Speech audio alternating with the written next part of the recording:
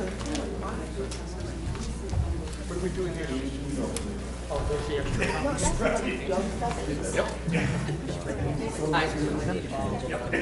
Well, welcome everybody. It's July 28th. We thank you for taking time out of your schedule to join us here tonight. This is another in a series of public forums to address progress on school initiative. We had a series of 4 meetings about a month ago to discuss the ed specs.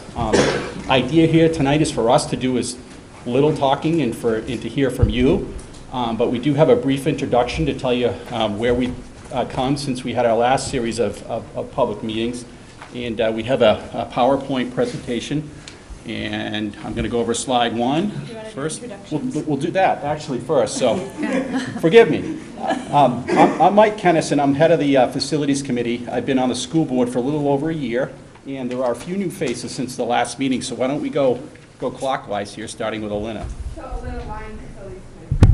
Skip Mansell, Facilities Committee. Russ Simon, Facilities Committee. Preston Hunter, Ekman Construction. John DeLoya, Ekman Construction. Jeremiah Goulet, Banwell Architects. Ingrid Nichols, Banwell Architects. And Brad Prescott, Banwell Architects. Meredith Nato, Superintendent. Sean Pine, Elementary Principal. Ann Ellis, Facilities Committee Member. Chris Andruski, Assistant Superintendent. Ingrid Albrecht, Facilities Committee. Eric Bodeman, Facilities Committee. Mark Fillion, Facilities Committee. Great, thank you.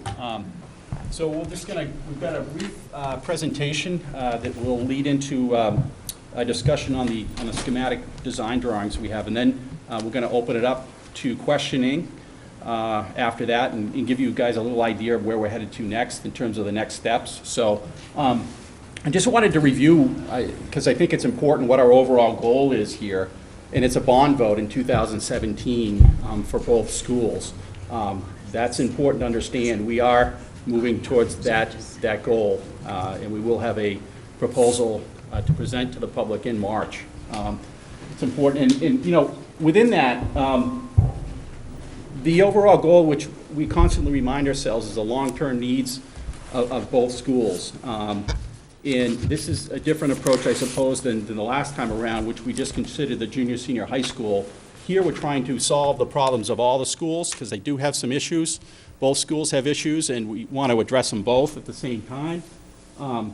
We want to do so in a responsible way. We've done a lot of prep to get to this point in terms of the program, the ed specs, but also discussing, you know, needs and wants, and we're going to develop that further with a construction manager in terms of costing over the next couple of months.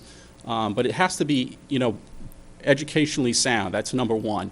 But also fiscally responsible. We've been through a couple of votes, and as a town, you know, we need to really get beyond this and come up with a passable solution. So next is we talked about this during the ed specs, that the proposals are New Hampshire Department of Education compliant. The DOE has regs for sizes of buildings and requirements, and all of the proposals that we'll talk to you about would be compliant.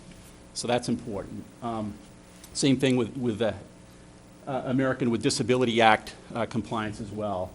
Another thing, and there's more, I won't go on and on, but these buildings need to serve us for a long time to come. And we don't know how education will necessarily be delivered 20, 30 years from now.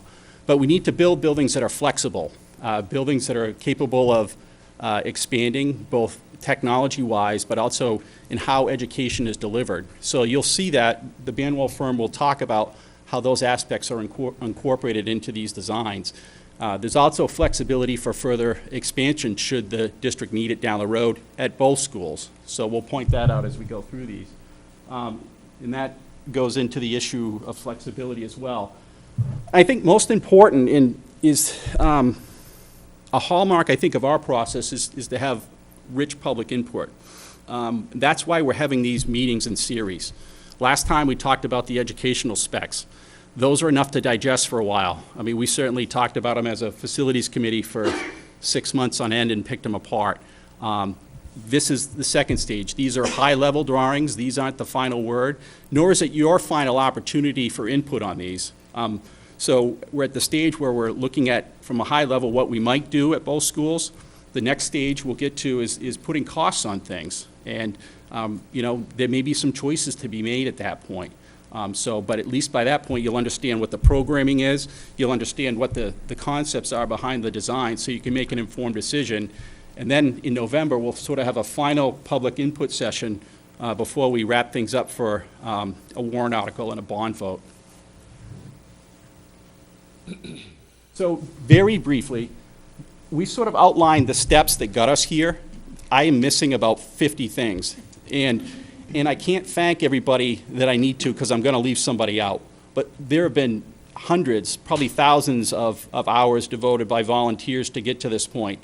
Whether it's going up to the far reaches of New Hampshire to view schools or to, talk to others in the hiring process for our architect or our construction manager. There's been a lot that goes into this. So I'm thanking everybody generally without naming names. So.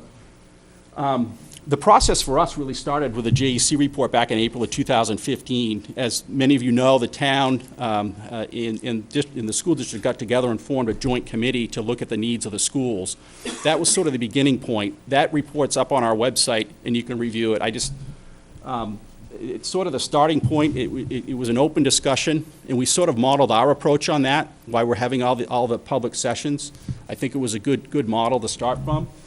From there, we formed the facility committee in about this time last year.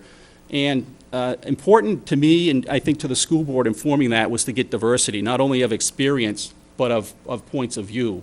And I think we've got that. It's not stacked with one group of advocates or another. And I've been extremely impressed and proud to be part of this group because they've put their own agendas aside and have really, buckled down and done analysis, which I think will serve us well going forward. We selected the architect after a process in late summer. Very important to the process of the educational specifications, and I've mentioned it numerous times, was hiring Dr. Joyce from the New Hampshire School Administrators Association.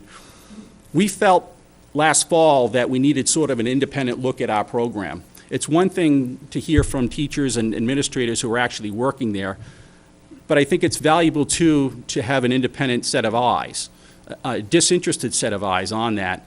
Our ed specs are founded essentially on Dr. Joyce's report, which was, I think, late October. Again, those things are up on the website. It's a 50-page report, too much to get into right now, but very worth the reading. Hugely important was selecting Meredith in December.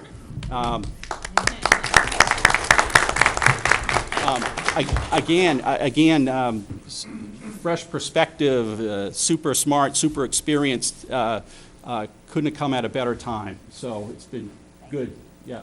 So next, we worked on the ed specs. That was a lot of grunt work, quite frankly. Thanks a lot to Chris Andriski. He really pulled an oar on that one. But the ed specs, again, they're the foundation for these designs we're going to show you tonight. It's basically our school program. You start with those. What do we need to serve our program? And then you design around those. Again, everything here is up on the website. I won't mention that again.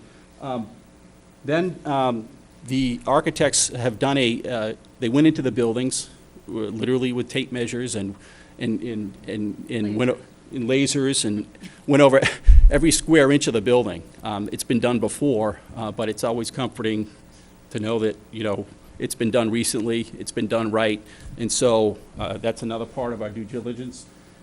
I'm going to speed through the rest of it. We talked with a wetlands expert to discuss the wetlands issues over at Carpenter. We'll be meeting with the Department of Environmental Services mid-August, essentially to discuss the wetlands issues, how much it would cost us if we use the wetlands on the Carpenter property, and what process we'd have to go through for that. So that's in the works. The Banwell firm has been working with various preliminary design drawings over the last several months, really, but more intensely in June and July, and the Facilities Committee has gone through that. We've narrowed them down to 3 here. But these 3 are kind of iterations of the other ones, and the Banwell firm will go through those with you. We've just wrapped up a committee to look at the town's athletic fields. It was a committee of school people, town people, rec department. There was a lot of differing opinions there on what's needed. So they'll be getting out a report shortly on that. We also formed a subcommittee to look at the performance space issue, which is a hot button issue. And we recently wrapped up our analysis of that. We'll be presenting at least our initial thoughts. Again, none of this is in stone. We want to hear from you on it.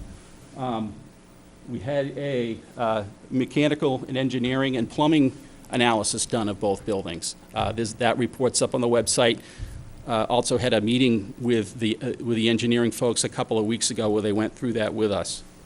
And finally, most recently, we went through a hiring process akin to what we did hiring Ingrid's firm with a construction manager, and we're very happy that Ekman's on board with us now and here tonight, just shortly after being hired.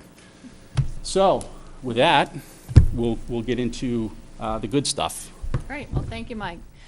So as Mike stated, we're really here tonight to hear from you, your questions, your comments, your ideas. This is just the start of a conversation, and we're going to show you some options, but these are just very preliminary, objective options for review. What we'll do from tonight is go through and incorporate some of the questions and comments that we hear from all of you tonight and work with the committee to further the designs and get costs after tonight. So just to start, I think most of you know that you have portables behind your elementary school, so there's not enough classroom space within your building. There's not enough special education spaces. The crowding of the spaces, the building condition is actually pretty good, the bricks and mortar of it, but the spaces needed are immense. So you'll just see offices and lack of storage. The gymnasium is very, very tiny, doesn't meet state regs. There's some sound and acoustical issues in the cafeteria and the gymnasium. The special ed is actually using part of the cafeteria for instructional space. Lacking a secure main entry, so one of the solutions is adding a wall and some doors and a buzz-in system there. And the nurse, if you've gone to this school, the nurse quarters are just very, very tiny. So this is the existing site plan, just to orient you. This is the building right here. You come in the entry here, the parking lot in the front here, and the portables are out in the back side here with a playground right there.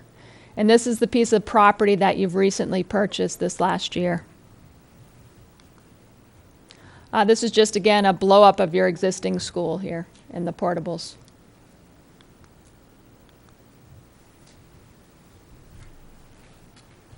So in the process of evaluating our options with the Facilities Committee, we've been through several options. These are just a couple of those. This is a consolidated renovation and additions option. And then we did one where we just had one major addition on the end, and then smaller addition here, which is a simplified additions version. And what we came down to was sort of a compromise, which we thought was the best of all worlds, as it were. So what we're looking at here is the site with better vehicular organization after the acquisition of the McGrath property, and changing the curb cut where we right now have traffic traveling through here and out to Main Street. It would be extended out this way, and which allows for increased parking and a much cleaner and safer parent drop-off and bus drop-off, with the segregation of the buses and the cars, with the buses going around the back, cars around the front, parent parking and staff parking. And this features two additions, classroom addition on the end of the building and a gym addition, a full new gym that's Department of Education size, with an appropriate entrance and enlarged kitchen in the back. So this is what it looks like when you look at the whole plan. Much of the I was just going to note that there are larger versions Oh, of these yes. drawings around the room. So if you can't read the small print versions that we handed you, please take a look afterwards. And all the rooms are individually labeled on the boards around the back, which makes it a little easier to follow. Most of the existing building remains intact, and we try to reuse as many classrooms as appropriate and possible. This is the new gymnasium and rear entrance for the buses and for after-school use. If they wanted to lock down the school, it's kind of a nice feature. If there was an after-school program here, but you wanted the rest of the school to be secure. And then we have a small addition on the side of the building for pre-K, which would move down from this end, and grade 5, which would bring all the portable classrooms into the building as part of an integrated school. And the kindergartens would remain on the end with an additional kindergarten room. And this is what it would look like as in a three-dimensional version. This is just a massing model, as it were. But the existing school is in the gray, with the new gym in the back. This is the present entrance at the front of the school. This would be the additional classrooms with kindergarten, pre-K, and 5th grade on this end.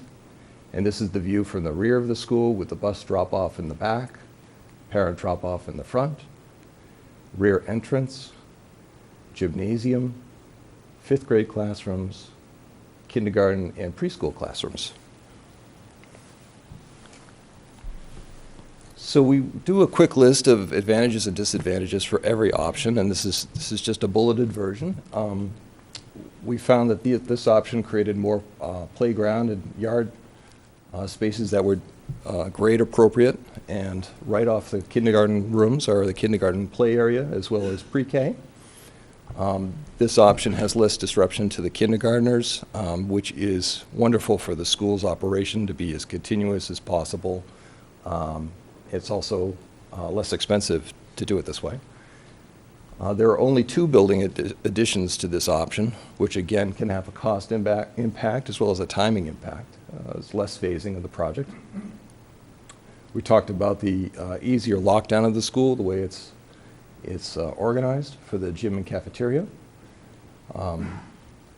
It's a more efficient use of educational operational space, and for the students, you don't have to travel as far because the building's a little bit shorter than some of the other options we've discussed. And the gym is central to the building, so again, it's more efficient for the school day. And we have a more prominent rear entrance for the buses. Again, that can have multiple uses. There are some disadvantages, as with any option. There are compromises. There are power lines that run through the existing school for the electrical service that would have to be relocated for the new addition of the classrooms. Our original option 1 had a consolidated administration spaces, so your teacher, workroom, offices, main office, and so forth were all in a centralized location. This is a little bit more dispersed, but not dramatically so for a school this size. We are leveraging the mezzanine area, which has a storage as well as mechanical use right now. It would need some modification to be appropriate by code, which that would be part of this, and then we'd be putting some storage upstairs, but in a code-compliant way. And this option, because the building gets longer, we felt that it was appropriate to add some toilets so that the students wouldn't have to travel quite so far to get to the bathrooms during those critical school days. Should we take questions? Do you want to take questions as we go, or just get through? I'm thinking that might help. Okay. You know, Ingrid asked whether we should just take questions now, and I think so. We'll stop on this design, and if people have any questions, then we'll get to the junior senior high school building. And just one thing, the camera won't pick, the sound system won't pick you up if you're talking back there, so we just ask people to come up to the microphone if there are any questions. Or comments, good, bad? Yeah. Good evening. Michael Cahill, Ashwamp Road. Does the cafeteria get a little bit larger under this design? Yes, it does. What we've proposed here is an integration of the existing gym and the existing cafeteria. So a portion of the existing gym becomes circulation for that corridor on the left-hand side, And the remainder of that space is for eating, for the general use of cafeteria lunches. Are we doing the cafetorium thing here as well, or just at the high school? Just at the high school. There's already a mini stage, if you will, on this side, so you still can use it. It will remain for that use. And that particular need was addressed primarily because you have 6 lunches right now? Correct. And an undersized kitchen space for serving the population of students that you have, and so students are eating from 9:45 to 1? About quarter to 11, actually, until sorry. 1:20. 6 lunches. Idea was if we had a bigger space, we could combine like grades K and 1 together, for instance. So you'd have 2 grade levels at a time. We hopefully could squeeze in so they could actually breathe while they eat their lunch as well. A little more time to eat, and only have 3 lunch periods instead of the current 6 that we run right now.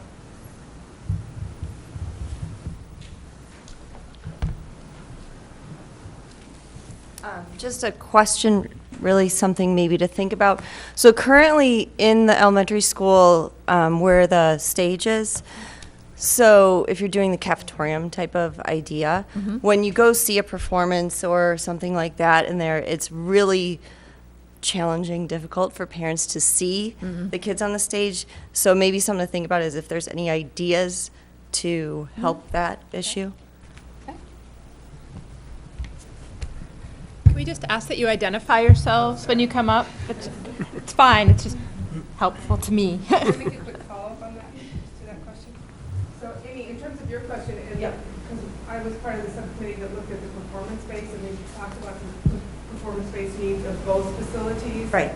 And so what we're trying to do is design something that can accommodate both the elementary school and the junior-senior high at the junior-senior high campus. Oh, great. Something that both schools could use, because we acknowledge that, I mean, both acoustically, in terms of sight lines, space-wise, it's doable, but it's not adequate, and so we're trying to find something that will be much more significant, much more usable for performances. So very good. And those discussions were basically, we took those, we didn't include them, we didn't ask Vanwell to include those because the elementary school said if they could use the junior-senior high spaces, that they would request that in this particular design. Okay, that's great. Thank you. If I could just quickly add, the other thing that we get from putting the performance area up at the junior-senior high school is parking. We've all been to performances at the, at the elementary school where you have to park way up Durrell Drive. Very true. Yeah, so. Right, thank you. Just a question for everybody, because we ran through so many things. I don't know if we ended up doing the simple stuff rather than all the complex things we've done.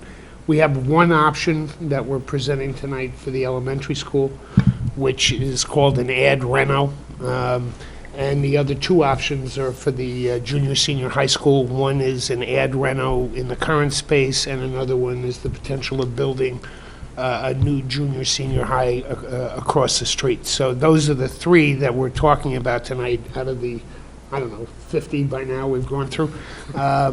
So I hope that's clear to everybody. Hi, Laura Yim. I'd just like to say thank you for all the volunteers who are on the panel, for your time and energy. I have a couple questions about the flex classroom. I think there was just 1, correct? Is there room for 2, and do we need it? Sean? Right now, with the projections that we've had, 1 flex room would be suitable for the foreseeable future. Flex room would be used for various things throughout the day. It would be a chance for small group instructional space as well. The idea of the flex room is that 1 year it could be used for a certain thing, and then next year it may take a role as a full classroom when we have a bubble class go through. I mean, like right now, my 5th grade class, so I'm close to 20 to 21 kids per class, 5 classes. It's a bubble class.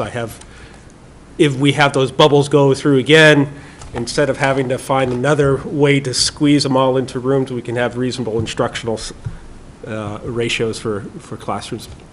size. What happens if, say, if there were two, or like a large bubble class that came through where you needed additional space, what would you do then? Well, then you'd have to start to take a look at some of the other rooms that could possibly combine services in different rooms, or combine one room into 2 service areas to find the space. Now, down the road, say 20 years down the road, is, if we needed more space, is there a way to add on to this building at all? Yes. There's space here, there's space here.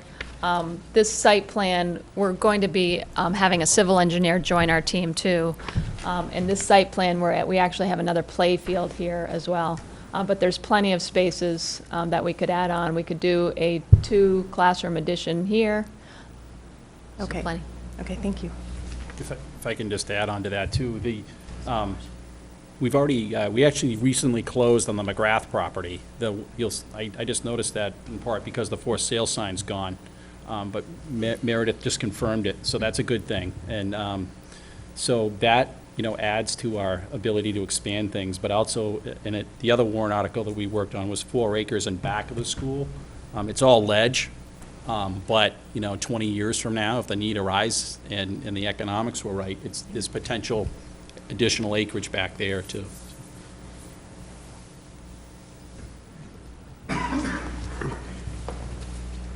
Hi. Carol Pike.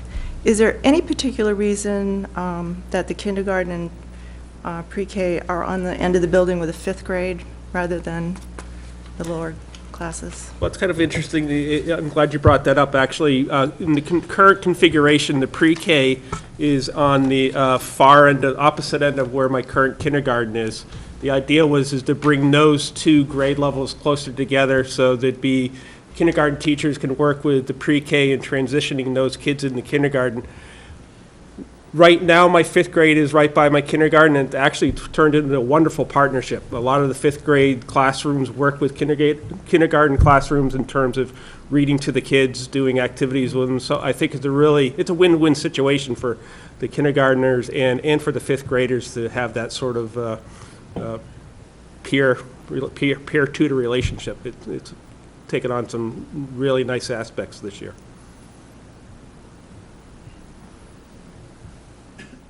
Good question.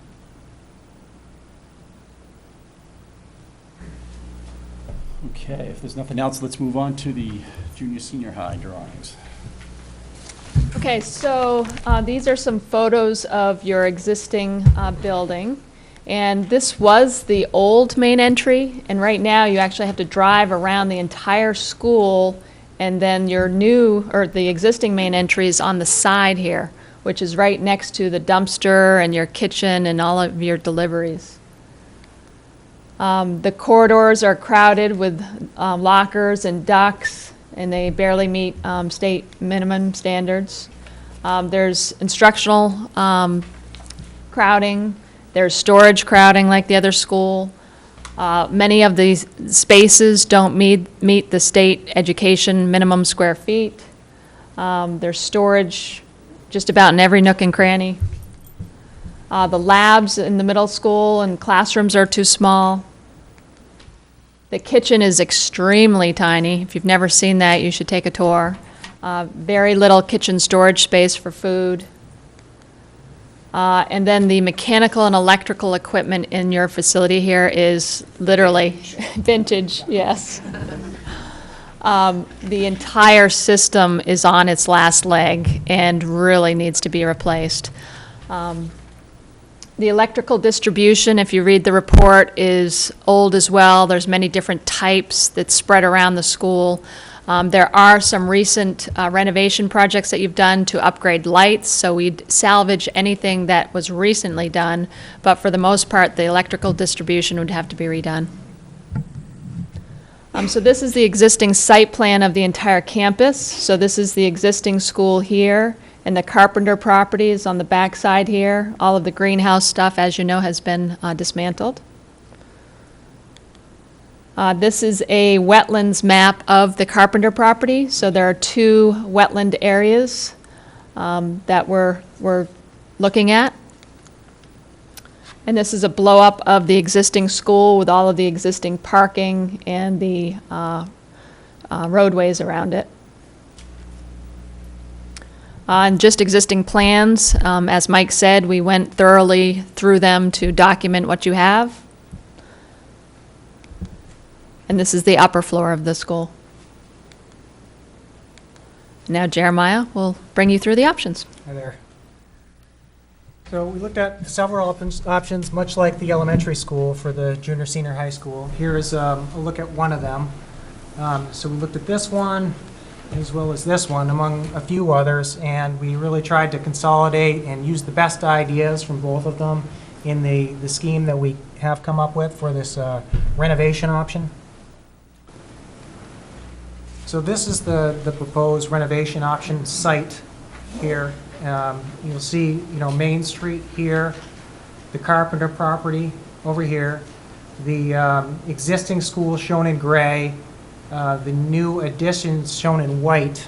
So as you can see, we've kind of added on to the building on all three sides except for the major Main Street here, which really wasn't a lot of room to expand anyways. So the site is fairly restricting in that we don't have a lot of extra space, so we had to be careful of where we chose to expand. One thing that we tried to improve on was segregating the bus and vehicle drop-off. So what we've shown is a bus drop-off in front. And what we wanted to accomplish was to reestablish this as the primary main entrance to the existing school. Vehicle drop-off around the rear. Because we have added on quite a bit, some parking is lost on the existing site, but we have gained it on the new site and then some. So all that we've shown on the Carpenter property is a smaller maintenance vehicle building, and we've suggested what could fit on the site across the street in terms of athletic fields, should that be a desire. Renovations, this is just generally what we've tried to accomplish. Additions to for new spaces, renovate existing rooms for a new program layout. The renovations would include envelope upgrades such as wall insulation, windows, roof upgrades, and et cetera, among many other things. New mechanical, electrical, fire alarm, and updated sprinkler layout. So here's a look at the first floor plan. Again, just to orient you of the plan compared to the site plan, if I can flip just back to, you can see this is the main entrance, the main street here, so you can be oriented with the plan. The main street is at the top of the page, which is north. So this was the main entry, the existing main entry, which we were reestablishing here. With a vestibule and a secure main entrance with a buzz-in. And just to familiarize you with the color coding, the yellow spaces are the core space, which is all the school would use. The educational support areas are shown in orange. The facility support, such as mechanical and toilet rooms, are shown in gray. High school classrooms are a darker blue. Middle school is a lighter blue. Special services classrooms such as special ed are the dark green, and specialized classrooms such as music and art and tech ed and culinary are shown in the light green. So other things that we tried to accomplish with this design are relocating the cafeteria. Since the main entrance was here now, it's shown over here. This is the existing location for the cafeteria. And we've proposed to move that to where the music department is now and expand the existing stage for that cafetorium that's been discussed. And locating the media center where the cafeteria is now. One of the major motivations of moving the cafeteria as well was that the kitchen was too small, as Ingrid mentioned, and we felt that having it in the back here was a good spot for deliveries. So just to sort of have that clear distinction of front of house versus back of house, where you have sort of your service sides on this drive here for the mechanical shipping deliveries, kitchen deliveries, a tech ed, overhead door, and so forth. What we have shown is the music department over by the existing gymnasium entrance. And we have shown a new event entrance that, much like we tried to accomplish with the elementary school, which was to have a secure place that could be, locked down for after-school events. We like the music here just to have an acoustical separation from the classrooms. Added some athletic support around the back of the gymnasium, such as team rooms and a weight room. And I realize that it is a little bit difficult to tell where the existing school starts and the additions end. So the existing gym and locker rooms are shown here, and this was probably the space in the building that was in the best shape. So we have proposed to demo some of the existing high school in this area in order to accommodate this new addition on this side. But largely, we're working within the existing space and trying to renovate it, the best way we think we can without disturbing a lot structurally. So the end of the existing building is here, this wing. So we've shown an addition off this side, which is an expansion of the middle school. So we've really tried to make an effort to group the functions together in a way that makes sense. So we've separated, high school from middle school. In a way that they don't have to cross each other a lot and can access the shared functions. So administration here by the main entrance. And we have also, in wrapping this building around, one feature that we felt was nice, and in order to maintain some natural lighting to the existing school, was to have this exterior courtyard that the art department can look onto, as well as the media center. And it's nice, to have that natural light and sort of be a wayfinding thing around the school, so you don't feel like you're in a cave, and it's a nice environment. Flipping to the second floor. Just before you Yep, go, okay. where the current weight room is, we're going to create the IT, or that's our plan right now, the IT department in that space. Yeah. And all of the work that was done in the elevator and that whole project remains intact. You can see the basement here, the space underneath the stage. Second floor, we have middle school classrooms above the existing the middle school classrooms below. For education regs, middle school classrooms are required to be a little bit larger than high school classrooms, 900 versus 800 square feet. So it really makes sense to stack these functions and also to locate them in an addition where we don't have to renovate the existing smaller rooms to make them larger. So we've shown the majority of the high school classrooms within the existing building here. You can see the blue wrapping around. So this is the, possibly 9th through 12th in math classrooms, and then in the addition here on this side, a science wing, a new science wing. So with shared functions, the toilet rooms centrally located. And this is just a, rudimentary massing study of the additions. This is just the maintenance vehicle building across the street. And you can see how we've suggested a new, covered entry, weather protection for bus drop-off at the main entrance.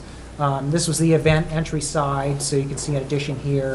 And this was the music wing and the addition wrapping around. And advantages, disadvantages of this option. Reusing the existing building is obviously, we think, going to be less cost than a new structure.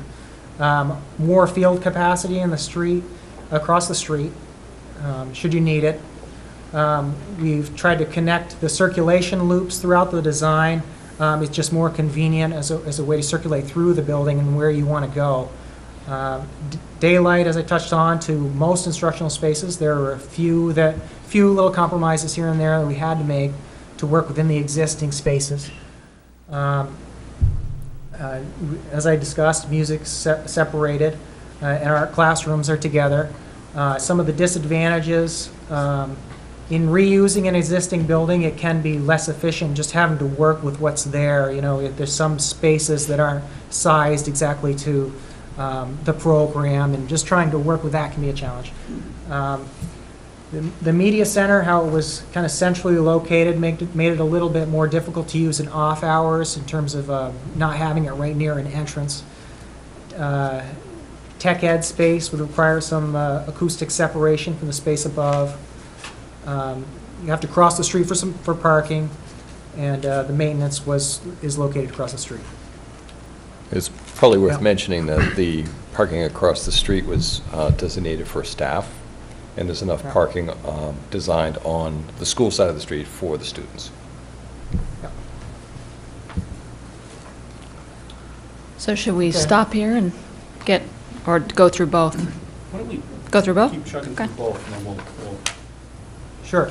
And this is the proposed new layout that we've established. This was one of the studies we looked at. We finalized, or ended up on this one here. And diagrammatically, well, we've shown the existing school on this site, and that'll be a topic for discussion of what happens to that school should a new school be affordable. But what we've shown here is the new school in white. We have separated the vehicle parent drop-off from bus drop-off, parent drop-off here, a parking lot near the main entrance, a bus drop-off and service loop around the back, and there's an easement to connect to this road on this side. We've shown that you could fit one multi-purpose field in addition to the new building here.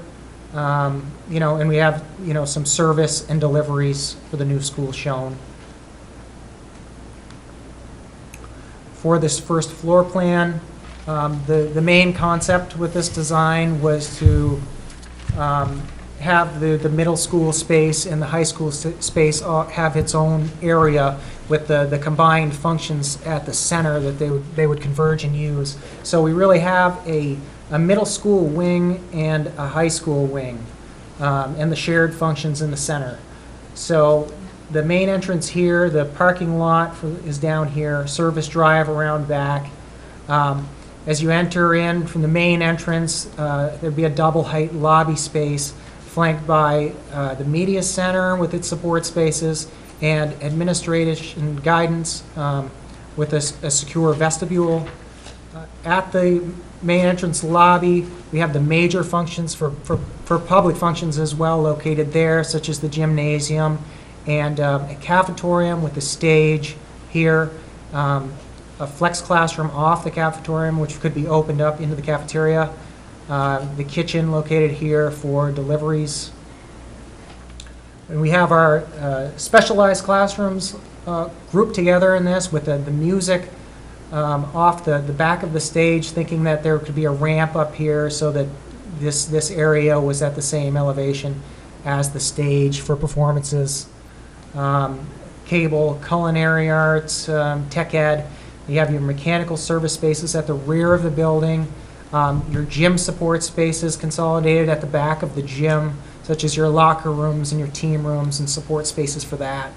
Over in the high school wing, we have the art department here, a middle school art and a high school art. The rest of these are high school classrooms, and the special ed spaces that are associated with middle school and high school here and here. And then on the upper floor, these are spaces that are two-story spaces, such as the gym and the cafeteria. And you have your middle school classrooms, restrooms, some special ed spaces, some support spaces, teacher rooms, special ed spaces, and high school science and high school classrooms.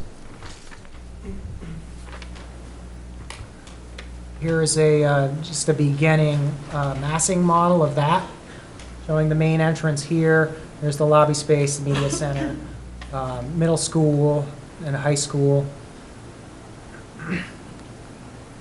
Advantages, disadvantages. Advantages for this option. The parking is close to the main entry. The double height lobby space is a nice feature. All the school functions are located on the same side of the street.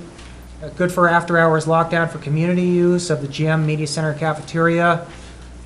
High school and middle school grades have separate wings with common functions, as I mentioned. Music tech ed spaces have a good noise buffer from the general classrooms because they're a little bit remotely located at the rear, as I pointed out. More spaces with windows because you just have more flexibility in doing a new design. You can just plan it however you want, and you'll have natural light to as many spaces as you can. More room for future expansions with this option.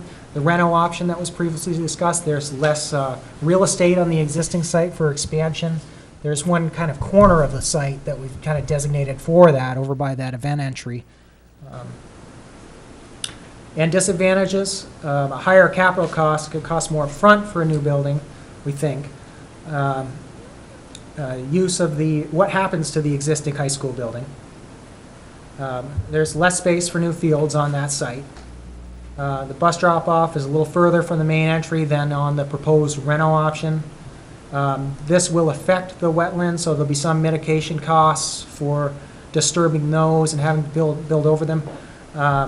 And more, in general, just site infrastructure costs.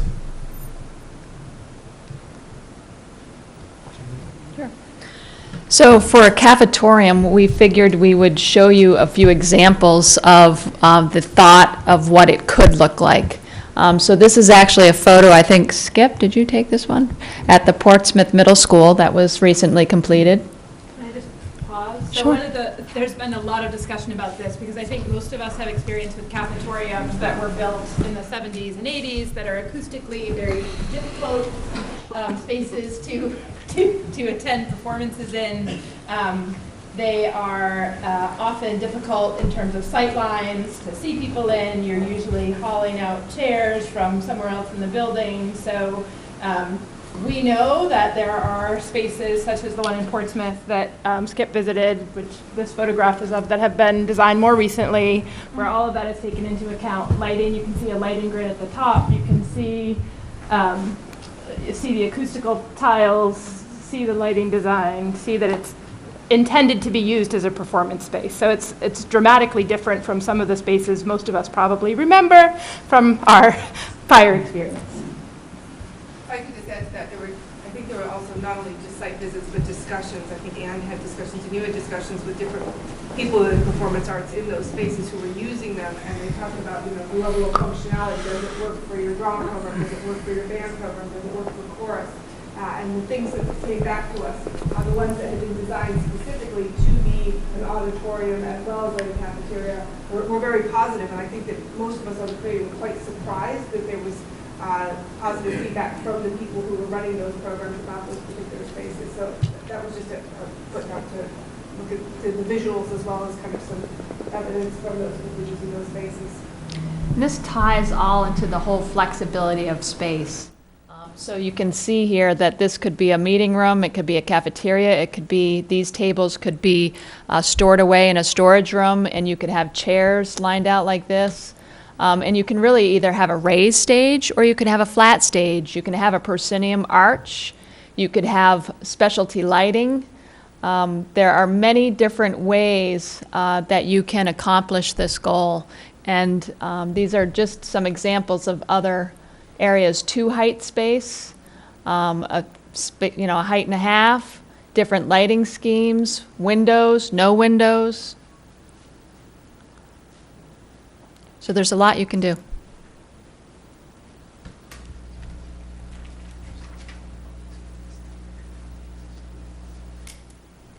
I think we're good. Yeah, just if I can add to that, we did have quite a discussion on the performance space, and it's a hot button issue in every town. Typically, when you do a building program, more often so when you have just a dedicated or auditorium. Although modern auditoriums can have many spaces, they're typically, if they have stadium seating, they're typically limited as to what you can do in them. The beauty of this is that you need a cafeteria, obviously, in all events, correct? So you can combine uses into one space without needing to build a separate dedicated performance space, which obviously addresses the educational and performance needs, but also, back to the original slide, fiscally responsible. So that's the idea behind that.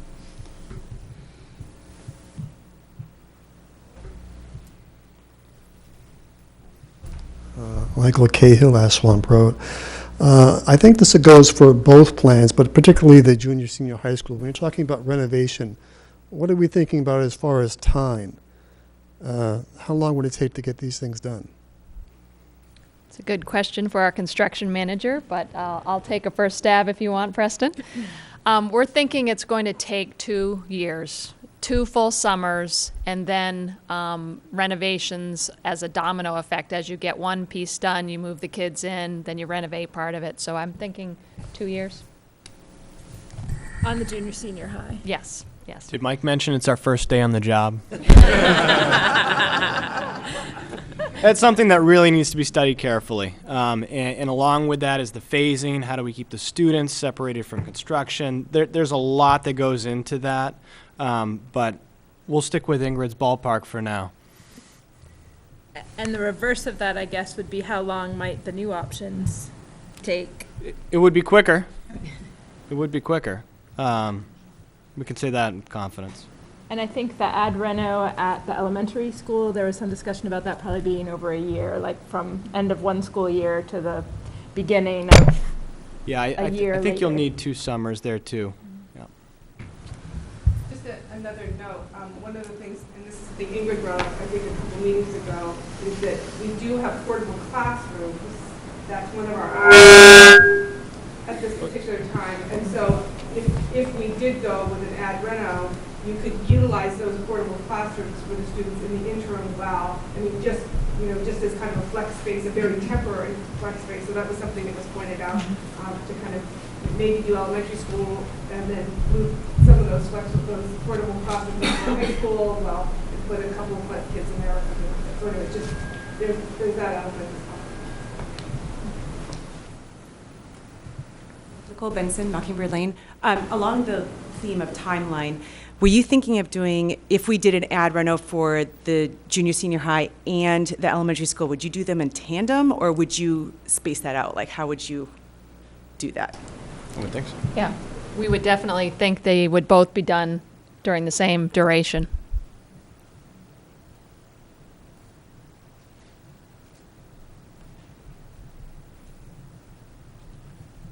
Hi, my name is Dawn Kennison. I live on Wigan Drive. I noticed that in the advantages and disadvantages for elementary school and the high school, you talked about how it's an advantage and it could possibly be less money for renovation and a disadvantage, more money.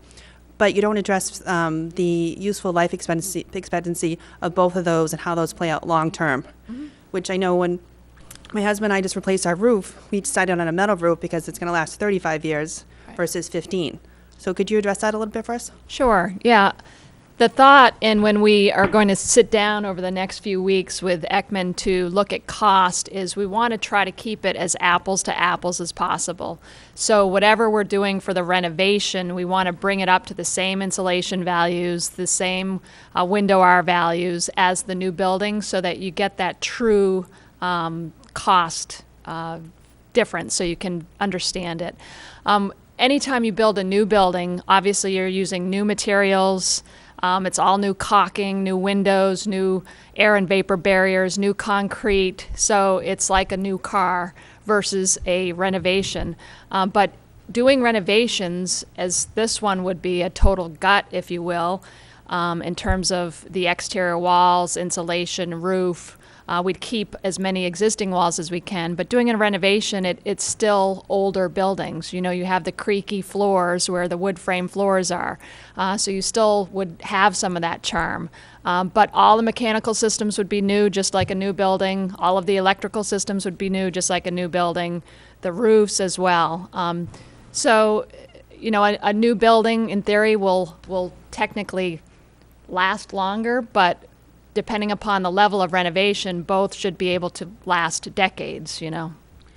And just to clarify, when we talk about the gut, where we keep as much of the interior partitions as possible, Ingrid's really referring to the high school on that score. I mean, the elementary school is a much more modest renovation. The building's in really quite good shape.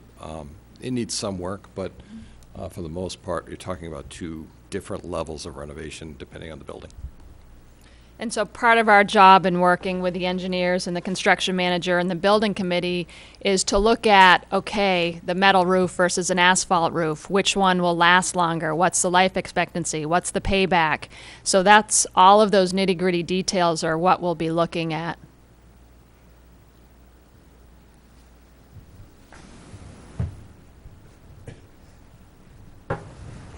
Elizabeth Francischini, Riverbend Road. I just had two unrelated questions. The first is in the renovation option at the high school. Some of the high school rooms you said that were going to go in like the second floor middle section. Like, could you tell us what in the classroom actually changed? Like, are you taking the walls down? Like, so there's classrooms there right now. Right here. Yeah, exactly. Right in that section, there's classrooms there now. What's going to be different about them if there's a renovation? Well, Jeremiah is the best one to answer that, but we're trying to keep most of the existing walls when we can. Okay, so they would be the same size as what they are now? Mostly. Yep. Okay. I don't know, it's a little bit difficult to tell, but the existing walls are shown in a lighter gray than the new walls. So these are all existing walls to remain here. So the majority of the existing classrooms, we're planning on reusing the existing size spaces that they are to minimize disruption. So a lot of these existing classrooms that we're talking about are 850, 825 square feet, somewhere in that range, it ranges. But the standard Department of Education requirement for a high school classroom is actually 800 square foot minimum. So works really well for a high school. You're moving high schoolers into middle school classrooms to meet the context. So we would remove, basically you'd be having a finishes renovation. You have to take all the ceilings out, which works really well when you're redoing the HVAC systems anyway. And you'd have new finishes on the walls, floors, et cetera. But the wall configuration would remain intact as much as is feasible. Is that? Yeah. And unrelated to that, I remember the last time we talked about this issue, we talked about possibly having a warrant article to add an auditorium, like separate from like choice number one past the school, and then sub-choice, you could also add an auditorium. Is that a possibility at all that you're still exploring, or is the cafetorium the only auditorium possibility at this point? Yeah, it's a difficult issue, and we welcome comment on that. But one thing that we consider is we're going to need a performance space in all events. We don't want to leave it to a vote on a separate performance space and not have one designed into our building. Okay. What these plans would allow you to do later on, if the cafetorium, was not serving its purpose, or we had expanded our arts and performance program, the town can revisit that. I mean, there's land there at Carpenter, and there's also a space at the existing building, although it would be very, very tight, to consider a more dedicated performance space. Okay. But and we may have this totally wrong, and we'll admit to it. But our thinking was that if we try to put too much before the voters in terms of other options, it may cause confusion, frankly. If we have a separate auditorium on a warrant article, people may wonder why you're doing that when you also have a cafetorium in the design. Right. So they may not recognize that it's you don't have to vote for everything. So and that's the thinking on that. Okay. If I could just add to that too, in terms of the process. So this has been tough. This has been a very tough topic for this particular committee, and we've gone around and around and around, and we did a lot of research in terms of our needs, and there's a lot of evidence that the need for performance space is actually growing in Newmarket. There's a lot of growth with the band program and chorus program, and it's very exciting to see the performing arts really kind of taking off. And so we need a performance space. We absolutely, that's not negotiable. And we also need better teaching space for those programs as well. And one of the things that I was quite pleased with, if we could go back to the,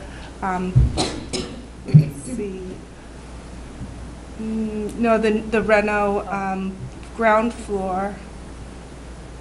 So see the music wing here on this end. I think it quadruples what those three programs are sharing at this particular moment. And so, yes, so I mean, in terms of the program, the day-to-day program, the teaching of it, I think we all are quite excited about, and think that many people will be excited about that. The other thing, auditoriums are expensive. I didn't like to hear that. I don't want to hear that, but, and we've talked to Ingrid about this, and she's given us some very big ballpark figures, but they're large, they add a lot of square footage, they have some very technical needs to them, and at least in my mind, we didn't want pursuit of excellence to interrupt the good, right? That the students in these schools need the instructional space desperately, at least in my mind, and that we wouldn't want the auditorium to kill the broader programming needs. And along the lines there, and this has been a theme that we've talked about several times, we're trying to think about programming, flex space and potential growth. And so just like was pointed out at the elementary school, there is room to add classrooms later on. And we've talked about along this side, and maybe Ingrid can point, yes. So that particular space at one point had there was a draft that had the auditorium in it, and it's actually located very well. It's on an exterior wall. It allows for entry, of the community and great use. And so where we are, at least in the committee, and we're looking for the feedback from the community, is that the cafetorium model seems to be the most viable for in terms of cost and in terms of getting this approved. And that later on down the line, maybe that's 2 years, maybe that's 5 years, maybe that's 15 years, that we could perhaps offer another option and build that auditorium down the line. So we're kind of thinking of this in stages. I don't know if anybody else wants to comment about. The only other thing I would add is that the square footage of the stage itself basically doubles in both of these options from the existing stage space. And we know that right now it is very cramped and there's limited storage, so we've addressed that in both of these options as well. And one of the things, just to mention, that we wrestled through the whole time is we didn't want to have traffic going back and forth across the streets on a regular basis. And so once we came to the conclusion that we needed the performance space within, whether it was a new design or an ad reno, to prevent that, then building an additional auditorium to scale out a size, I think it came out that we would use a very small percentage of the time, at least at this point. It's better to keep everybody without having to cross streets and stuff. As someone that was pro-auditorium, it was good to hear that people that actually use cafetoriums, like the teachers that you mentioned, find them to be successful. So if you could spread that word to people that are kind of disappointed about the auditorium lacking, that's a good thing. Skip, you talked to the principal over at Portsmouth, didn't you? And I met extensively with the band teacher too there. So, I mean, I don't want to. So I met extensively with the band teacher at Portsmouth Middle School. So her classroom by day is, I don't know if you want to go to that picture, but it's on the other side of what you see as the partition on the stage. And so she's conducting a band class while there are students eating in the cafeteria. And so I said, talk to me about sound, and she said, I never hear the cafeteria, and the cafeteria never hears me. So it was designed such that she uses the stage as a classroom space, and that the technology and acoustics and walls has come, and that's a movable partition there to open up the stage to what is essentially the band room normally, to really, for it to be a functional space, both as a performance area and during the day. I have been to a performance there. What they have been able to do, when you're in there for a performance, you would never know that it's a cafeteria. It's beautiful. And what you can't sort of see in this picture is to the left, there's big windows into the courtyard, and on the very far side of that, there's a series of steps that they use as risers for the chorus to perform from. It's really a beautifully designed space, and it works for all purposes. And I'm sure that's not the only one. That's just the one that I have the most. I've really done some grilling on from a variety of people from that school about it, and I couldn't find a negative thing, a disadvantage. In fact, the band teacher said, if I had it to do all over again, she said, I was very concerned about us not having an auditorium. She goes, I would advocate for this 1,000,000 times over. So, thank you. I have pictures of that, of the stage space behind that separation and the classroom space that's back there. If anybody wants to see it, I have them on my phone. You could look at them later on. Thank you all very much. I'm thinking also, based on some of the questions, that one of the things we don't have on the plans, or the advantages and the disadvantages, or how much additional room certain, how many classrooms we may have added to it, or the science wing, it triples the space, and the cafe, some of those things, because it seems that handled one of the questions once we said that performance space is 2 to 3 times, I guess, what it is. And we actually we did that summary on the first page of our program that summarizes what we're adding and the programs we're adding. In the ed specs. In the ed specs, but you're right, Maybe for the next carry that public, forward we to this, should yeah. add that, correct? Okay. Yep, good idea. Hi, Laura Yim. I have a question about the auditorium as well. Actually, in both plans, in both the ad reno and the new, I noticed that there are no windows to either one. And in the pictures you're showing, it does have natural light on most of them. I noticed one, it looked like it didn't have any windows, and it looked like it had some special lighting to make it look like it was natural light, I guess. And then the acoustics, it looked like they had some kind of padding or something, like the wood panels on the wall. I don't know, they serve a special purpose. And I guess, knowing the cost of all those additional, like the natural light, if there's no windows, the acoustic panels on the wall, what are the costs of those, and would they be included in the final vote for the school? And what that would do for the cost? Yeah, so one of the reasons the cafeteria is on the inside of the building was a concern raised by Chris in terms of security, and having this large area with lots of kids on an outside wall could be a safety issue. So then we put that on the inside of the building. I share your same concern, but there are ways, in terms of light, there are ways to add skylights to have natural daylighting. We've done actually natural daylit gymnasiums with prismatic skylights that are spaced out. You can do it with 9 prismatic skylights, so you don't actually have to have the lights on in the gym during the day. So I would suggest that we do the same thing for this space to bring in that natural light, because otherwise it'd be like the elementary school cafeteria. And are there remote blinders in Yes, case you need it? there are completely dark? electronic Okay. room darkening blinds, because if you're going to use the space as a performance space, you want room darkening so that it completely seals off all the light. And yes, of course, we'd have to look at what the costs are for the acoustical, and we'd have allowances for acoustical, for the lighting, for the stage, the smoke doors that we're going to have, the curtain, all of that equipment. We need to work with the committee and their owner soft cost and furniture to account for it, because we only have one time to get all the costs into this bond, and once that's approved, that's all the money we have. I would just add to that, though, those pieces that you're talking about, the lighting, the acoustical tiles, the curtains, those would all be required cafetorium or separate auditorium. So it's not an added, again, it's sort of thinking about what's this, we already have a core space that we're going to be using on a regular basis. How can we maximize the use of that? Okay. One other thing, in our discussions about the stage itself, we learned many things that we wouldn't normally know, but the stage itself, and Ingrid, you can correct me if I'm wrong, if you go over 1,000 square feet, it triggers all these different guidelines about safety and such. And so one of the big concerns we were having, and in my discussions with the people that run the performance arts programs at the junior senior high, when I said 1,000 square feet, I think the current stage is about 780, they kind of went, like, we need more space. And so this particular, both drawings have doubled their space, which is fabulous.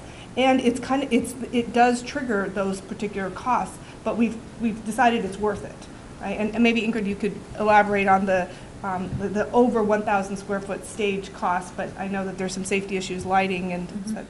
Well, Rick is in the audience somewhere. Yes, he is.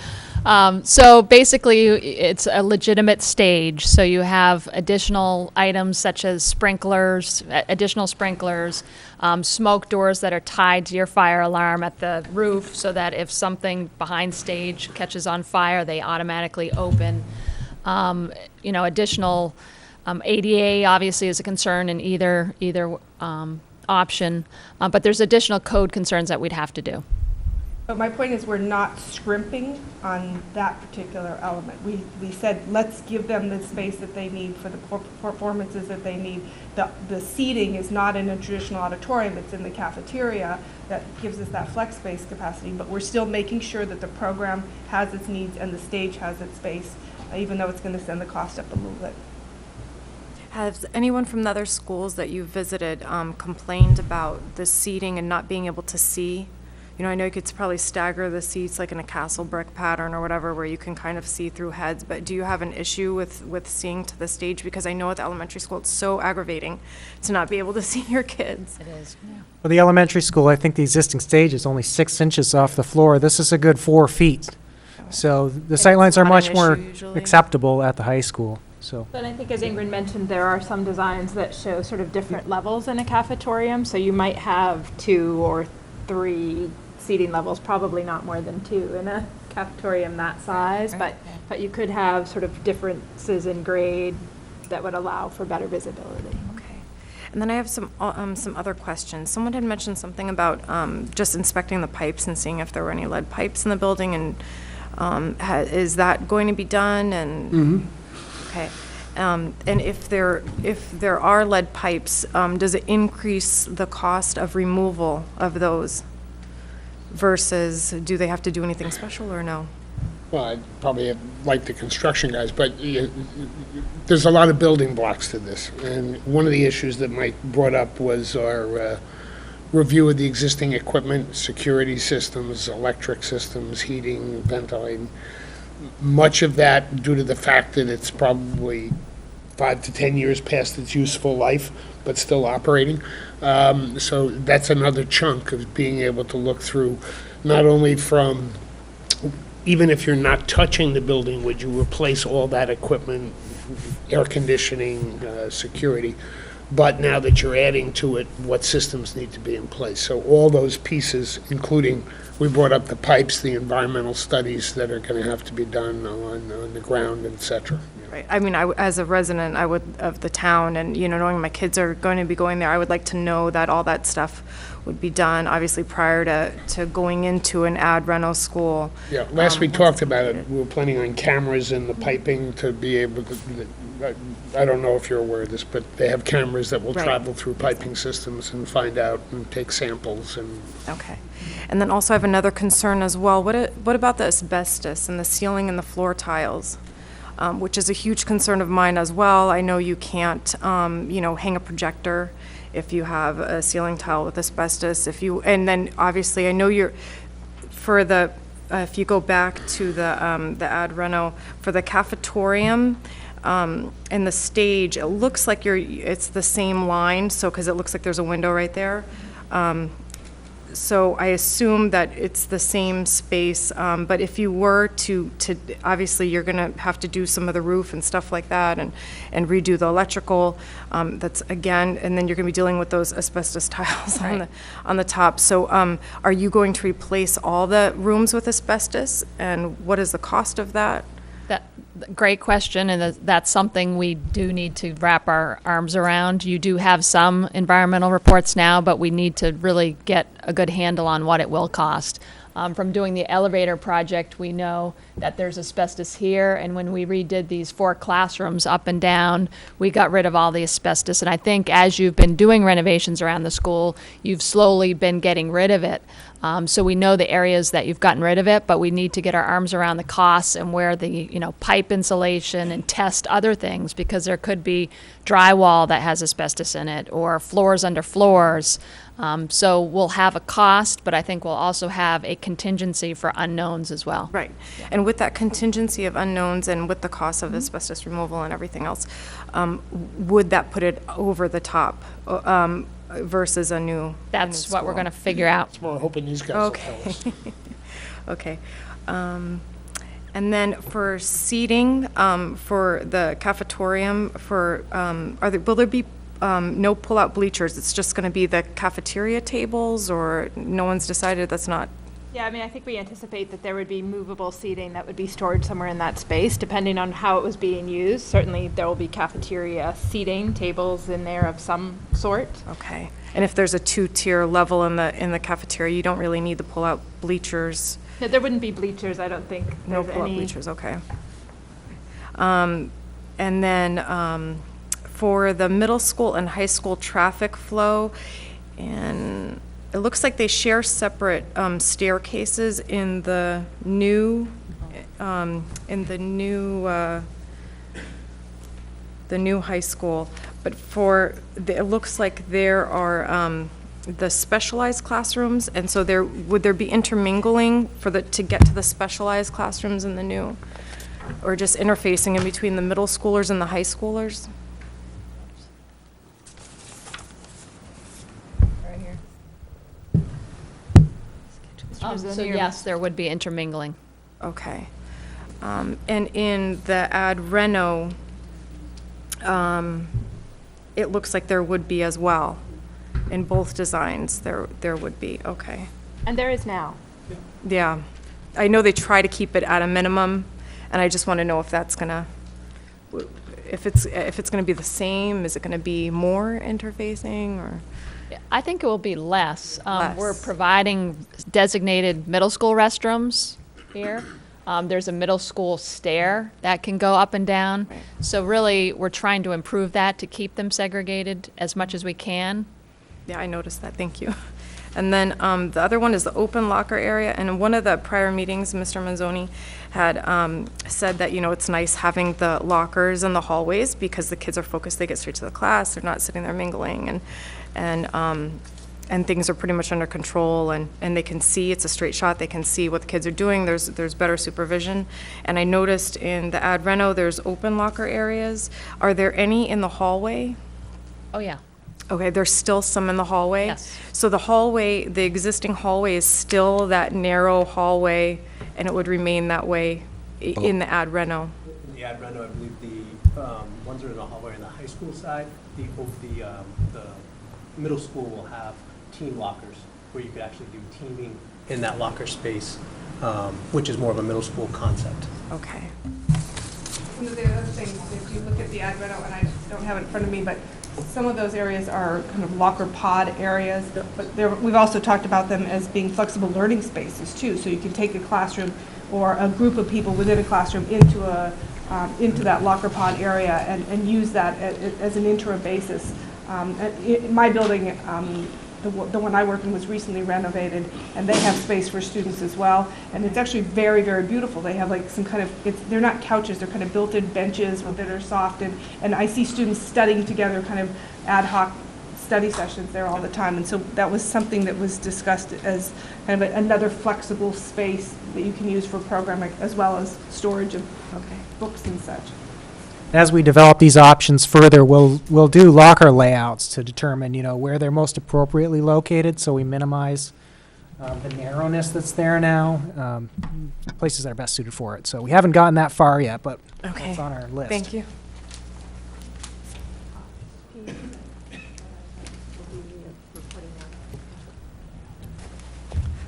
Hi, Tony Weinstein, Ashland Road. I just have a question about the new option, and if there was any discussion around what would happen with the existing building. Because, there are lots of options, I imagine. Yeah, there has been, and there will continue to be discussion about that. The existing gym space, as we said, is perhaps the best part of the existing building. It's certainly the newest, and it has a lot of useful life left in it, and there's a lot of use that the town, the school, and the rec department would put that to. So we don't envision, getting away from that in all events, as well as the elevator part that we just put on last year. But it's an open question what to do with the rest. And it's part of our due diligence over the next couple of months to assess what it would cost to demolish that potentially, or part of the building and keep the gym and in certain maybe other parts of the existing building. What it may cost to mothball it temporarily, while we had a joint meeting, the school board and the town, and on joint cooperation and trying to work together. I think it bears more discussion with the town as to what the town might have, in terms of use for that building, whether it be moving this building or some other use. But I think the town ought to have the first crack at that. But we'll be looking at that and coming back with some costs and some suggestions. Another thing we've seen in past school projects when they're consolidating schools into one larger school is that they sell the properties to developers. In Lebanon, they sold the old senior high. It was a senior high and then it was a junior high to a developer who built kind of loft-style apartments in it. They used one of the schools at Seminary Hill for the SAU office, and the rec department of the school is looking into moving it. So there's many different, it takes a conversation like this to see what's possible and what ideas you may have too.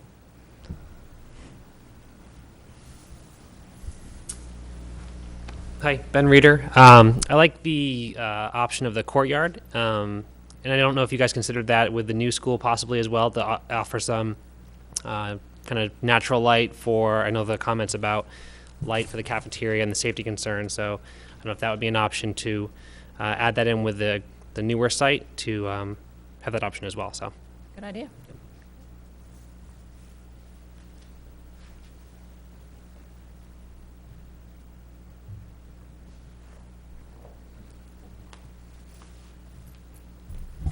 Still Michael Cahill, Ash Swamp Road. I had a tour of both buildings recently, and one of the aspects of the senior high school was that it's kind of a maze and with different levels, and if there was ever smoke in there, you'd want to find your way out somehow. Would any of that be addressed under the renovation plan? Yes, we would want to. Let's see here. One of the things that Jeremiah pointed to was wayfinding. Kind of like if you're in a casino, there's no windows, everything. They try to keep you inside the building.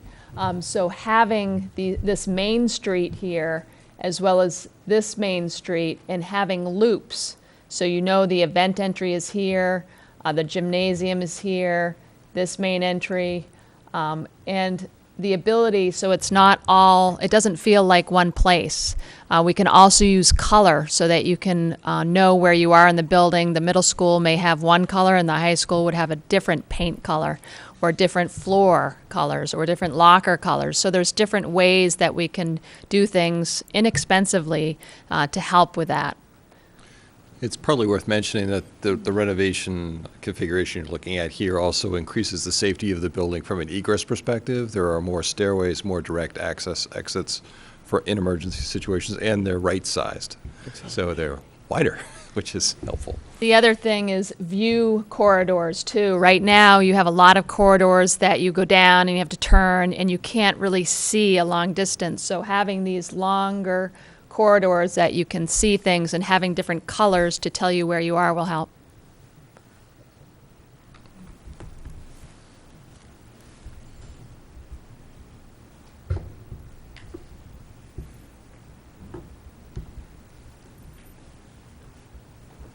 Hi, Patrick Reynolds, Winslow Drive. I had a couple questions. How much research was this group able to do on other communities that have renovated older schools like this? There isn't a show called This Old School that you can go watch. Well, one of the things, obviously, that makes me nervous is that you start opening up things, and just like in this old house, the contractor comes in and says, well, gee, we didn't see this, and now we do, and it's going to be a lot more. So if there was some experience that we could draw on from other communities that had, how old is this school again, the bones of it? Yeah. 25. Which one of the 5 editions? Yeah. So yeah, I'd love to hear the wisdom of this group on what you found in your research. So Well, in terms of go ahead. Ingrid and Brad and Jeremiah have lived it in terms of other renovation projects, so I'll let them talk. It's an excellent question. It's something that we as a facility committee think about a lot. I think the construction managers and engineers will be peeking behind more walls and doing everything, but you're right. And we'll talk about contingencies and how you have a higher contingency on an ad reno than you would on a new for those types of surprises. Yeah, so most schools in New Hampshire are renovations. We can't afford to just build new schools and just mothball existing buildings. So most of the projects, the hundreds of school projects we've been involved with, and the one that's most similar to this that we've done recently is the Claremont High School. And that one was similar. It had a 1920s section with wood floors. It had a 1950s section like you do, and then a more recent edition. And it's actually better when we're going in and redoing everything, because then we're stripping all the old electrical out. We're stripping all the old plumbing and doing new plumbing for the sinks. So it's actually easier to do that. The biggest question, I think, in our minds is the hazmat, and that's really what we need to get our arms around. We also need to get around what is the existing exterior wall and how are we going to dress it so that we have a good insulation value in a tight envelope. So we'll be looking with Ekman during the next few months on how we do that. And it's, as Mike said, for a new building, obviously you know what you're building new, so your contingency can be a lot less. We know from the elevator project and your other classroom renovation projects, you have asbestos. You have certain structural areas under the old gym, which is the existing band room, that corridor that goes down, that used to be the old gym. The structure isn't as beefed up there, so we're going to need to beef that up. So we actually know a lot more than we would because we have been working in your school. And the other question I had was, if the decision was to reno, and so we're using mostly the existing land where the high school is now, and we maybe need to use some parking on the other side of the street, if we don't need to use those playing fields, or we don't need them, they're excess, they're extra, is there any thought about selling that land? And I don't know, that could, I think, if we don't use that land, that could be a question that comes up with people being concerned about resources and how limited they are in the town, that we're looking at everything, especially with the wetland issue. You know, maybe we just get out of it and someone can develop what land is there. Those are the pieces that we're looking at. I mean, I think regardless, you're going to need parking over there, okay? Right. Which is taking up, if you look at it, maybe 20-25% of the space that we have to build on without invading wetlands. And so a lot of these things, including, do you really need ball fields, which, you know, Chris is with a subcommittee that's working on that, and if that's good for the town and good for the school, then we won't have room for the ball fields if we build a new school. So each one of these things ends up bringing another piece to the puzzle that we have to layer through with the construction team that's here. So we're waiting like you are. So raise the questions, because we're going to have to peel through all those. The drawing that's up there right now would be the recommendation from the subcommittee for the fields, to have another multi-purpose field, which would be the size that could fit a lacrosse team. That's the largest field that you would have. We have one large soccer field in the whole town of Newmarket, which is used by 6 junior, senior high school, but also 3 rec teams, one field. And that gets used from, basically from November all the way through, it goes from, it starts in August all the way through November. So that's 9 teams trying to get on that field, that one field.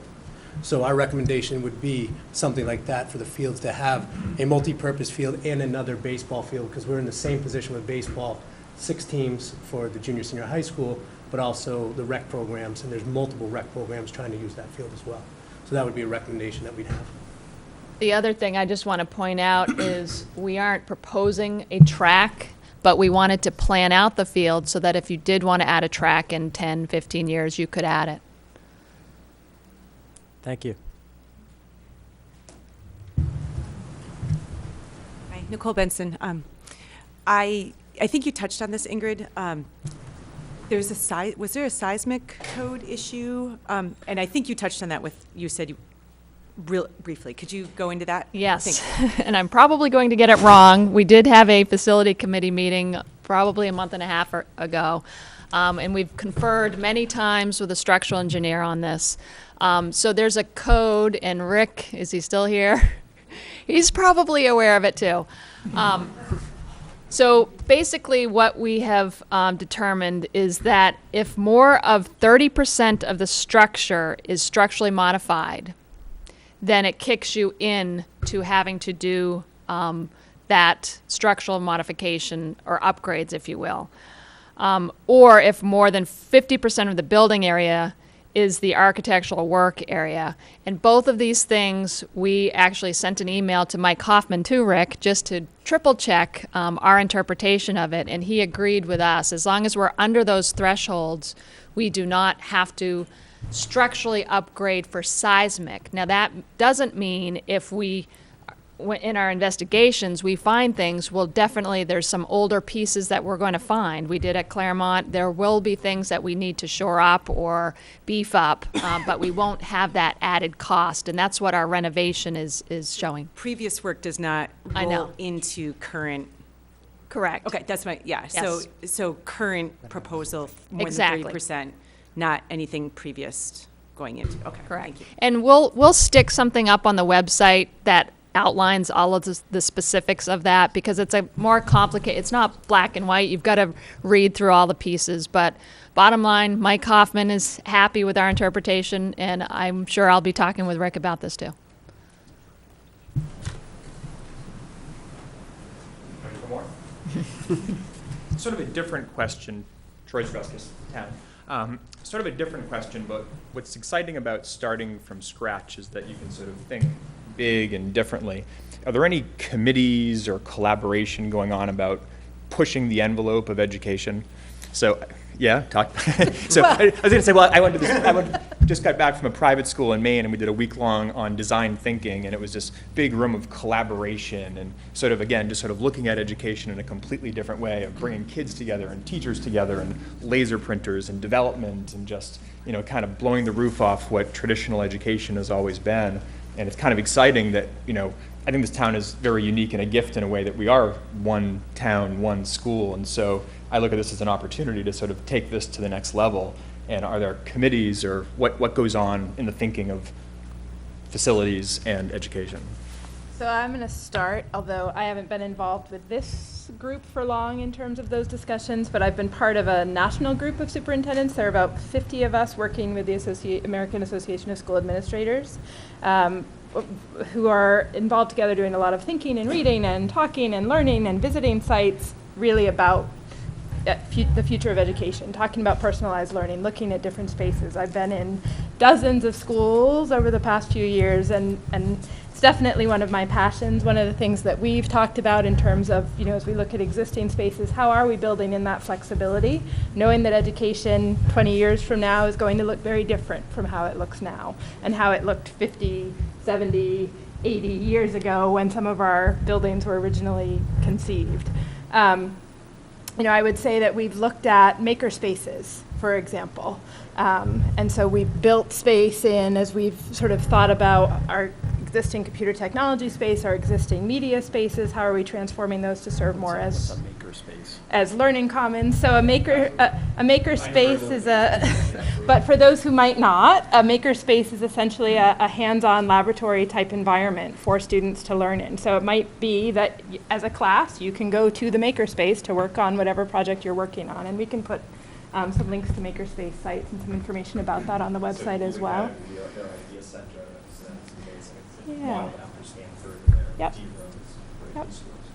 So is there, before pen really goes to paper for, you know, because again, the timeline is going to get kind of consumed, is there a committee or is there something to make sure there's collaboration around what those spaces can be and other ideas around them? I mean, I think part of what you're talking about is also about sort of the furnishings of rooms. It's not only about having spaces that are built sort of flexibly, but then as you furnish them, do you have furniture that can be moved around easily, right? Do you have more table spaces? Do you have rooms that can open up sort of in between so that you can share space? Do you have those flex spaces that we've built in, which are great spaces right now for groups of students and classrooms to get together? Are you thinking about, for example, you know, a courtyard area becomes a great amphitheater option, or an outdoor learning site, you know? So I would say there's been a lot of conversation, and as we make some decisions about which option we're going forward with, we'll be moving into some of that portion of the work, because as Ingrid said, we get one shot at a bond, and that bond's including the furnishings and fixtures as well. And so we want to be having those conversations in the coming months, but we've got to do this piece first. But yes, email us. We'll be happy to include you. And if I could just go back in history too, I mean, maybe Chris has something to, but when I joined the facilities committee, I think last August, we spent a lot of time talking about how do we design this for the next 25 years, how for the next 50 years, and flex space, and understanding that we had to be as forward-thinking as we possibly can. And I think at least what the facilities committee came to, our conclusion, is you have to get your core spaces right. That's your cafeteria, your gym. Make sure that those are the absolute best size we can actually make them, and then add flexible classroom space that can morph into whatever, you know, the students of 2025 need. And so that's something that's been in our mind quite a bit from the very, very beginning going forward. And so these drawings that we are presenting tonight are part of that particular conversation. Chris had what I'd say is, you know, with Chris Mazzoni, the new principal, but with Sean and myself last year, we had a lot of conversation with Reaching Higher New Hampshire and talking about, you know, that construction type of design in your curriculum with what we're doing right now in the building that we're in. So that STEAM approach, you know, science, technology, you know, that is what we're bringing into all of our classrooms. We actually do it, you know, in a lot of the different grade levels throughout. So that approach is happening, but now we're trying to tune a facility that can do it even more. Yeah, so we've started that. That when you're, you know, you've got your shot, and I think we've done that in a lot of the capacity that the spaces that we've built. We'll build right into that hands-on, more learning project-based of education. Awesome. So Troy, you didn't redefine Brent, you are now chair. Oh, is that right? No, that's something that I'll take. I mean, I think education is morphing and changing, and if you tour some of these private schools, some of the things that they're doing and how they're addressing education, addressing the maker spaces, addressing taking kids. I mean, I just got back from this week-long thing where had I had that in high school, it would have been a completely different experience. And so to bring that and to have this, I went to back when the technology boom was going, I remember going to Maine and watching, was it Angus King speaking, the governor, and he was saying how we now in Maine have the best infrastructure of anywhere in the country because we're putting in fiber optic cable and all these things. And I look at this as sort of the opportunity for Newmarket to kind of really put itself on the map, and just want to make sure that we're not cookie cuttering it and we're actually taking those things into consideration. Nicole Benson, and to piggyback on what he's saying with the PACE and the Reaching Higher New Hampshire and the project-based learning and all those really exciting things that we're on the cusp of being able to an opportunity to afford to give to our children in the future, which I'm looking forward to. I want to make sure that we understand the difference between construction costs and final bond, because a lot of people get those confused. They'll say, well, it only costs this much to construct. That's to construct the building, not to get the Harkness model table, not to get, you know, all these great other furnishings that lend to the education. So I really want to make sure that people understand while we're picking and choosing the acoustics for the cafetorium and we're doing all that stuff, that although we want to be fiscally responsible, we also want to provide for future learning and the excitement and to lend our hand to that. So there is a difference between construction costs and final bond. So.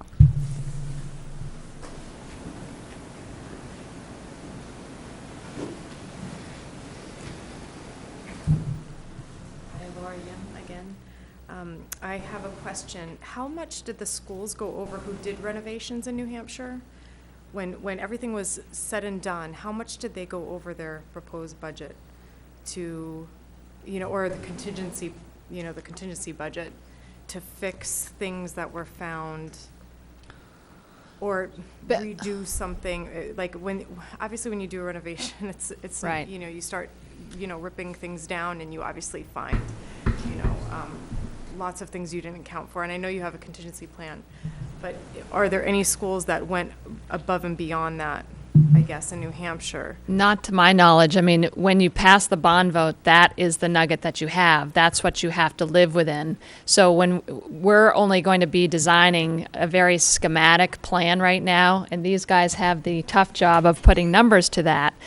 So they need to be not too high, not too low, but just right so that the public can pass it, but they also need to have enough contingency funds to cover some of those things. So that's getting it right in that sweet spot. So after, if the bond passes in March, then the real work begins, and we have to go from our schematic design through what we call design development, which is about 50% through the design. We have another budget check at that point, and if we're over the bond amount, we need to crunch it down or look at some different furniture pieces, and we bring those decisions to the building committee so they can prioritize and figure out what they want to spend their money on. So at that, once we have the right project at the right cost that meets your bond vote with the right contingency still, we progress and do construction documents. They bid it out, open book, and then we get to build it. But there's different milestones along the way so that we check the cost to make sure that we're on target. Have any other towns in New Hampshire gone over that? Yes. I feel like in the issue of transparency that I just need to comment that although we looked at the beautiful Portsmouth Middle School common room, that facility, it's different town structure and that it doesn't need approval by the voters, but they went back to the town council for an additional, I believe, $3 million. Don't quote me on that number, when things were encountered that they did not anticipate. Is there a way to research schools who have done additions and you know, add renos in the state to find out how many schools have gone over? I would suggest contacting the Department of Education. So Amy Clark, and you could ask her. I don't know if she'd have that data or not, but. Okay, thank you for that lead. And another, Maybe just to follow up, can you talk about how many you guys have done? And yes. Because I mean, one of the reasons Benwell was chosen was because they've done this many times. And so there was a significant level of confidence that the committee had in their understanding of the potential pitfalls of these types of things. So maybe I could ask. Yeah, and it's all, again, it's all setting the bond vote at the correct amount because we have the drawings.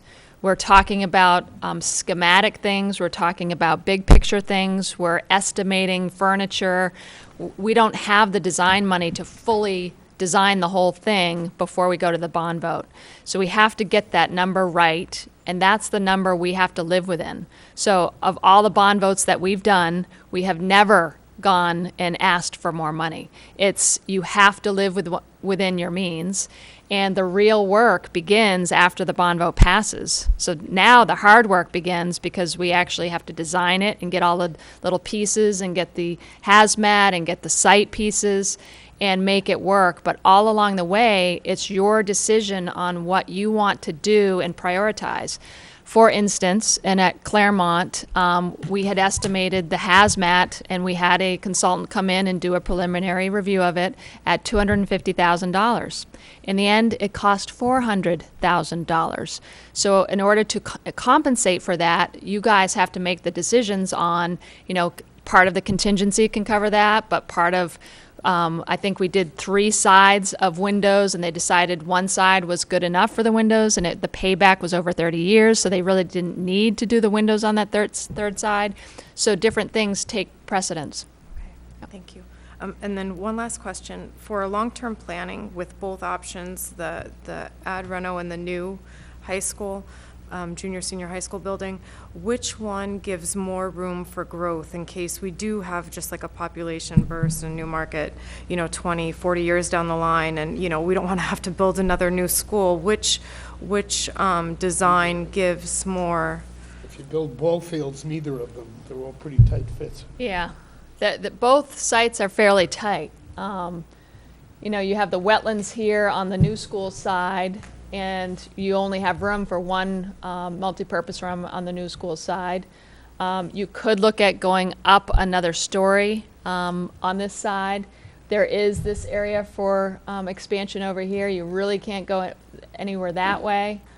I would like to ask, though, for building up, are you talking about a third story? I'm talking about in the future, not right Okay. now. I know that the footings of, I think it's the footings of the current building are not, cannot support another Right. story. That's why this doesn't show it. Okay, okay. So that means we would have to redo the footings and later, which is going to be a huge job, right? If You we wouldn't were have to build a third. redo them, you'd have to add to Add them. yeah. Correct, yeah. But that's a huge, because then you're digging Yep. down below, yeah, okay. And are there, it's a frost freeze, I assume, so like a frost freeze footing, so is it 4 feet deep in the ground? Correct. That you have to add on, yeah. But even in this option, I mean, you have a little bit of room here. You do have a little bit more room here than you do here.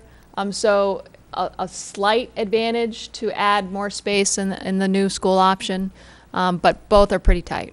Okay, so for the footings on the new school, is it possible to add a third story with what's going to be built there? Is it possible to add a third story 20, 40 years down the line? Anything's possible. Just takes money.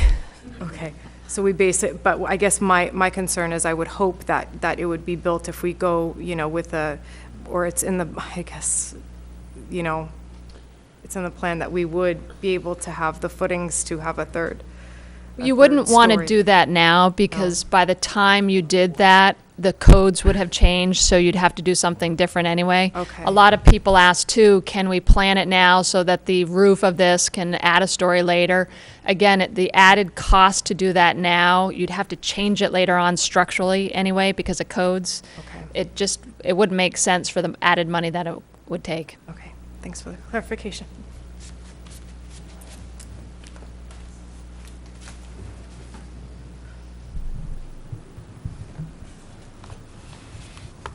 Do people like the design? That's good. What, are you looking for good feedback? I think this feedback is very helpful, and this process is very helpful to us because you're reiterating some of the same questions and concerns that we have, and you're moving forward in this process in the same way that we intend to be moving forward. And I think Mike's going to outline some of the steps moving forward, but I think we want your reactions as well as your questions. And this is by no means the only opportunity, so we have to think about this stuff a lot, and we've had time to digest it and think about it. Many of you may be seeing some of this stuff for the first time.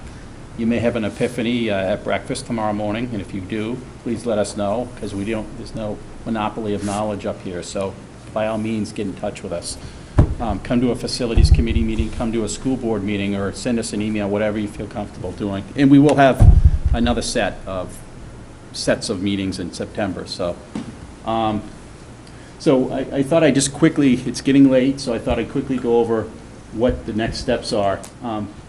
Really, the next steps are for us to kind of digest of what we've heard here tonight, and then the construction management team will get going almost immediately. I think maybe they're over there next week, I think, to start looking at the building and putting together the cost estimates. And Nicole's point is a good one. We got to know all the cost estimates, for the soft costs, for everything. Tony's question as well about, what we do with the old buildings. You have to have all those variables to make an informed choice. And so we hope in September to come back with you to talk about those things. So this is, a lot of it you can just read, but we'd like to set up some school tours in September.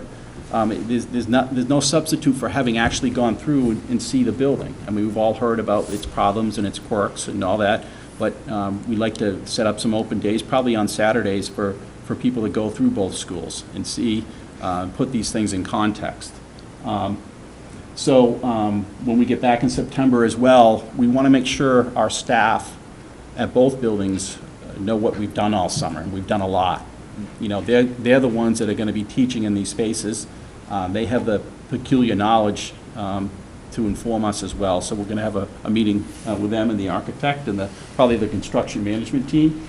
So then we'll work on refining the drawings. We'll come back for another set of meetings with the public. After that, we'll go back to the drawing board again. This is a process of just winnowing down and further refining. And then in November, I mean, that's going to be sort of the big meeting at the end of all this, is to, finally decide what we're going to put on the warrant article.